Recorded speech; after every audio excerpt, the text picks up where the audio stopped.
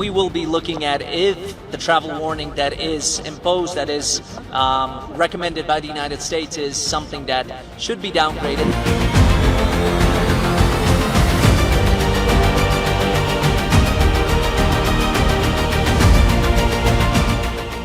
में जो भारतीय उच्चायोग है उसके सामने से कुछ जो स्ट्रक्चर्स थे पार्किंग की सहूलियत के लिए उसको हटाया गया।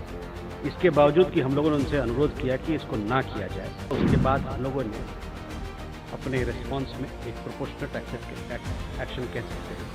उनके यहाँ पाकिस्तानी उच्चायोग यहाँ जो है उनके लेन में कुछ टेम्पररी स्ट्रक्चर्स थे जिसको हम लोगों ने उसको वहाँ से हटाया।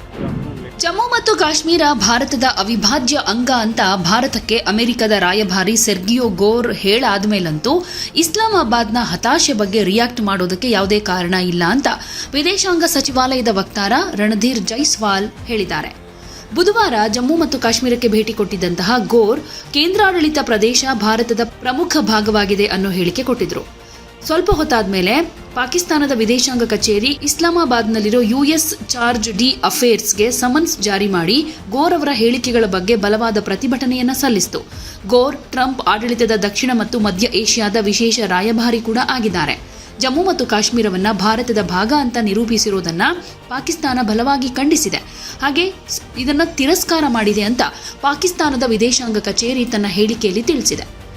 ಜಮ್ಮು ಮತ್ತು ಕಾಶ್ಮೀರ ಮತ್ತು ಲಡಾಖ್ ಕೇಂದ್ರಾಡಳಿತ ಪ್ರದೇಶಗಳು ಭಾರತದ ಅವಿಭಾಜ್ಯ ಮತ್ತು ಬೇರ್ಪಡಿಸಲಾಗದ ಭಾಗ ಆಗಿದೆ, ಹಾಗೆ ಯಾವಾಗಲೂ ಉಳಿಯುತ್ತೆ ಅಂತ ಜೈಸ್ವಾಲ್ ಹೇಳಿಕೊಂಡಿದ್ದಾರೆ.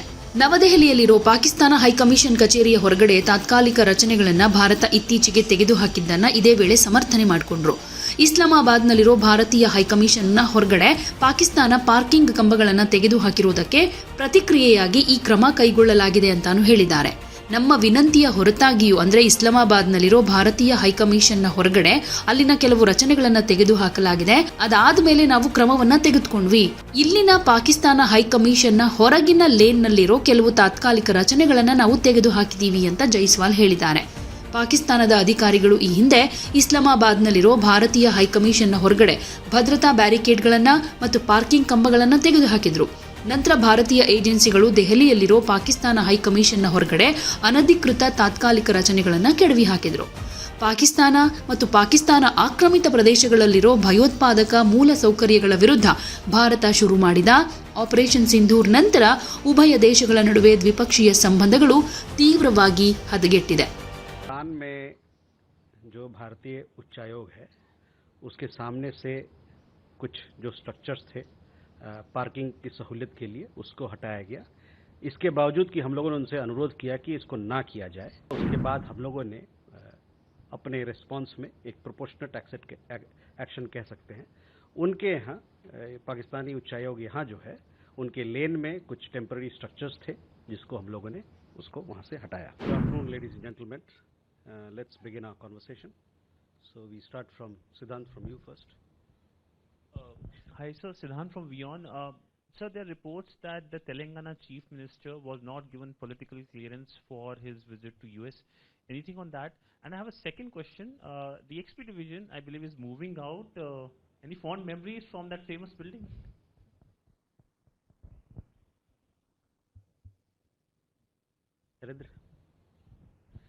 Sir, Shailendra Wangu, network 18।